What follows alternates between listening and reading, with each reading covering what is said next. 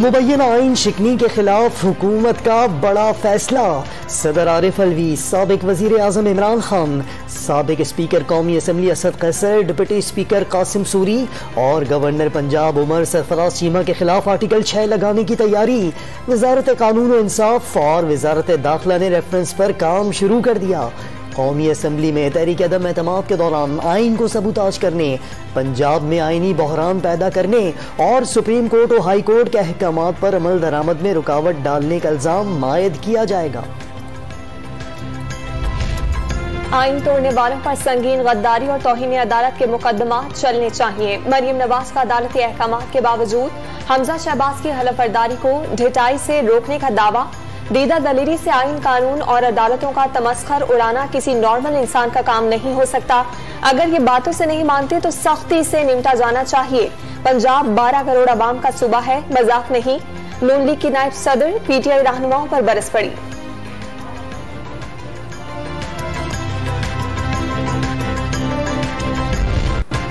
नौ मुंतखब वजीर आला हमजा शहबाज 12 दिन बाद भी हल्फ न उठा सके। लाहौर हाई कोर्ट का गवर्नर पंजाब को खुद या नुमाइंदे के जरिए हल्फ लेने का हुक्म। तहरीरी फैसला भी आ गया।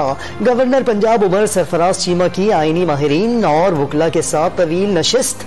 हल्फ के मियाद मुकर्रर करना सदर मुमलिकत और गवर्नर के ओहदे की तौहीन है। पीटीआई और काफ लीग की intra court appeal. Registrar office ने दरख्वास्त एतराज लगाकर वापस कर दी। तस्दीक शुदा दस्तावेजात लगाने की हिदायत। हमजा का तीसरी बार लाहौर हाई कोर्ट से रुजू करने का फैसला। लीगल टीम को कल तौहीन अदालत या फैसले पर अमल दरामद की दरख्वास्त दायर करने की हिदायत जारी कर दी गई। हमजा की हलफबरदारी से मुतालिक लाहौर हाई कोर्ट के फैसले पर अमल दरामद किया जाए। सदर डॉक्टर आरिफ अलवी का गवर्नर पंजाब को खत। हलफ कब होगा ये सदर की हिदायत पर मुनहसिर है। गवर्नर पंजाब उमर सरफराज चीमा का सदर को जवाबी खत। अदालत आलिया के 2 अहकामात पर रहनुमाई मांग ली। ये इलेक्शन हुआ ही नहीं है तो कौन कहता है जी कि वो आईनी बरान है, सूबे के बगैर चल रहा है। सूबे के बगैर नोटिफिकेशन देखे जो पहला नोटिफिकेशन है उसमें साफ लिखा हुआ है आइन के तहत कि जब तक नया चीफ मिनिस्टर आपस में ओथ लेके बैठता नहीं है, पुराना जो चीफ मिनिस्टर है वो अभी भी आज भी चीफ मिनिस्टर है बुज़दार साहब, और आज भी उनके इख्तियारात बहाल हैं। स्पीकर पंजाब असम्बली ने वजीर आला का इलेक्शन गैर कानूनी करार दे दिया। डिप्टी स्पीकर मेहमानों की गैलरी से इजलास नहीं चला सकता। जब इलेक्शन हुआ ही नहीं तो सूबे में बहरान कैसा? चौधरी परवेज इलाही का सवाल।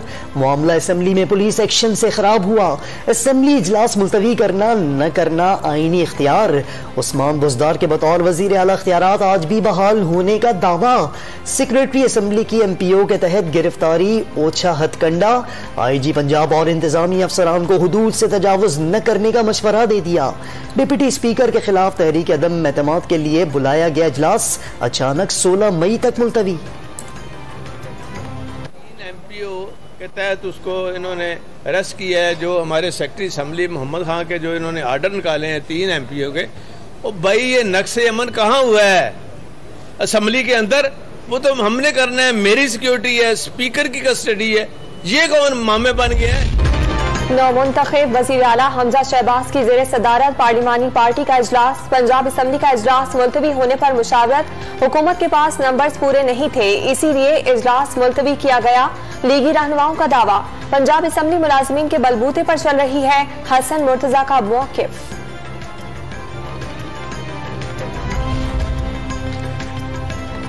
वजीर आजम समेत विफाकी और सूबाई हुकूमतों में शामिल अफराद के नाम ECL से खारिज करने का केस। सिंध हाई कोर्ट ने दरख्वास्त इब्तदाई समात के बाद मुस्तरद कर दी। सिंध हाउस हमला केस में गिरफ्तार PTI अरकान असम्बली की दरखास्त जमानत पर फैसला महफूज। फहीम खान और अताउल्लाह को गुज़िश्ता रोज जमानत खारिज होने पर गिरफ्तार किया गया था। सूद के खिलाफ दरख्वास्तों पर 32 साल बाद फैसला। वफाकी शरई अदालत ने सूद से पाक मुआशी निज़ाम तश्कील देने का हुक्म दे दिया। बैंकों का कर्ज की रकम से ज्यादा वसूल करना रिबा है। रिबा का खात्मा हर सूरत करना होगा।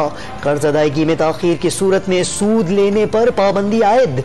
अंदरूनी और बैरूनी कर्जे भी सूद से पाक निज़ाम के तहत लेने की हिदायत।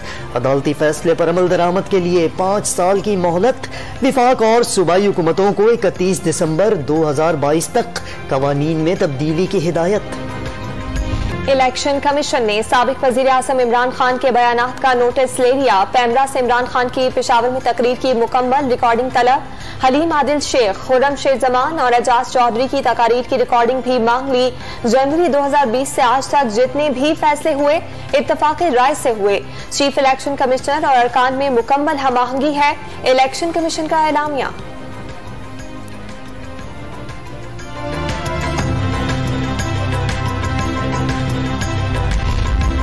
स्क्रूटनी कमेटी ने पीपल्स पार्टी और नून लीग के अकाउंट्स की जांच पड़ताल 2 माह में मुकम्मल करने की यकीन दहानी करा दी।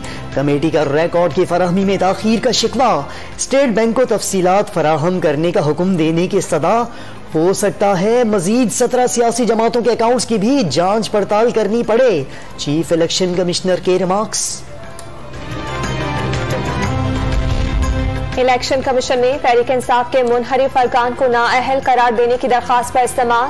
नूर आलम खान के वकील ने कमीशन नामुकम्मल होने के बाइस दायरे इख्तियार पर एतराज उठा दिया। इलेक्शन कमीशन ने तमाम मुनहरिफ अरकान से 6 मई तक तहरीरी जवाब तलब कर लिया। इलेक्शन कमीशन से न लड़े, फॉरेन फंडिंग की चोरी का केस लड़ें। गुंडागर्दी की तो कानून आपके सामने खड़ा होगा। जमहूरी हुकूमत आने से मुल्क में सुकून और चंद आइन शिकन बेसुकून हैं। वजीर दाखिला राना सनाउल्लाह के वार। इलेक्शन कमीशन ने इलेक्ट्रॉनिक वोटिंग मशीन को फिट करार दे दिया, मगर जदीद टेक्नोलॉजी के लिए वसाइल कम हैं। ओवरसीज पाकिस्तानियों के लिए इंटरनेट वोटिंग के लिए 2.5 अरब रुपए दरकार हैं। सेक्रेटरी इलेक्शन कमीशन का बयान। जो काम नहीं करना उस पर टाल मटोल की जाती है। 25 अरब डॉलर सालाना भेजने वालों का केस अहम नौयत का मामला है, कोई संजीदा नहीं। अदालत के रिमार्क्स।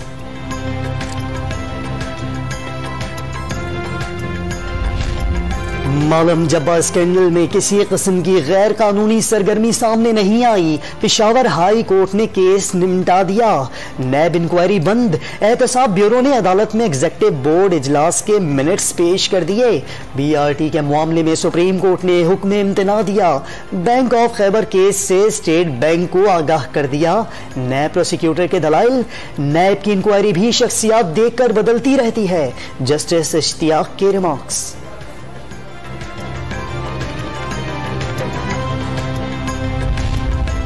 साबिक खातून अव्वल की दोस्त फराह खान नैब के रेडार पर आ गईं। आमदन से जायद असासा जात के इल्जाम पर इंक्वायरी का फैसला। ना छुपेंगे और ना ही तफ्तीश से भागेंगे। नैब इंक्वायरी टीम के सामने खुद भी पेश होंगे और हमारी कानूनी टीम भी। फराह खान का रद्द अमल।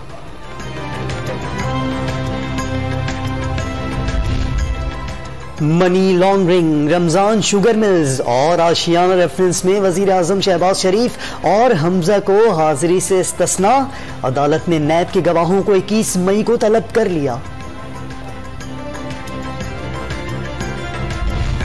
सऊदी अरब के वली अहद शहजादा मोहम्मद बिन सलमान की दावत पर वजीर आजम शहबाज शरीफ 3 रोजा दौरे पर सऊदी अरब पहुंच गए। काबीना के अहम अरकान समेत आला सतह वफ्द भी वजीर आजम के हमरा। शहबाज शरीफ वफ्द के हमरा उम्रा भी अदा करेंगे।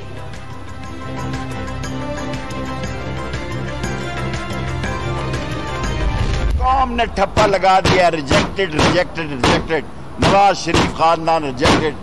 और जो लोग इस बात को नहीं समझ रहे वो समझ लें कि अवाम इन चोरों को, इन 3 चोरों को, बल्कि गैंग ऑफ 5 से उकता गई है। इमरान खान चैन से नहीं बैठेगा, सारी कौम तैयार हो जाए। 31 मई से पहले आम इंतखाबात का ऐलान किया जाए। शेख रशीद का मुतालबा। इमरान खान की लॉन्ग मार्च की कॉल पर अवाम का समंदर इस्लामाबाद पहुंचने का इंतबाह। कौम ने नवाज शरीफ खानदान को मुस्तरद कर दिया। अवामी मुस्लिम लीग के सरबराह की प्रेस कॉन्फ्रेंस।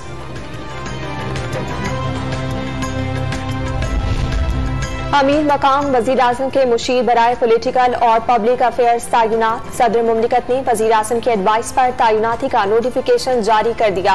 अमीर मकाम का ओहदा विफाकी वजीर के बराबर होगा। खैबर पख्तूनख्वा की हद तक मुख्तलिफ इजाफी जिम्मेदारियां भी सौंपी गई हैं।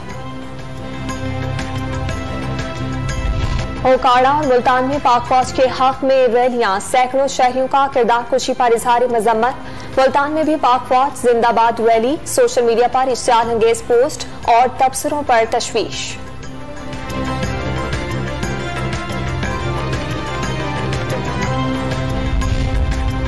महंगाई के मारे अवाम के लिए अच्छी खबर।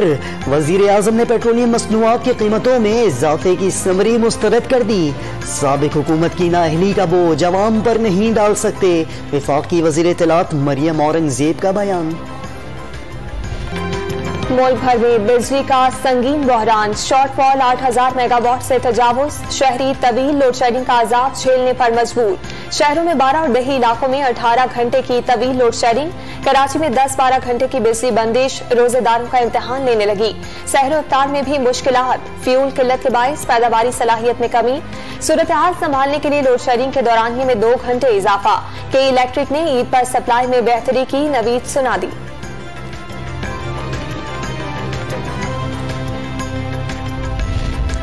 मुल्क भर में सूरज के तेवर बिगड़ गए। मार्च में रिकॉर्ड गर्मी के बाद अप्रैल में भी मामूल से ज्यादा गर्मी। आइंदा 3 दिन गर्म तरीन हो सकते हैं। कुछ इलाकों में पारा 50 डिग्री को छू जाएगा। गर्मी की लहर 2 मई तक बरकरार रहेगी। 7 से 8 मई को एक और हीट वेव का भी इम्कान। कराची में कल और परसों पारा 40 डिग्री तक पहुंचने का इम्कान। ईद के दिनों में दर्जा हरारत 34 से 36 रहेगा।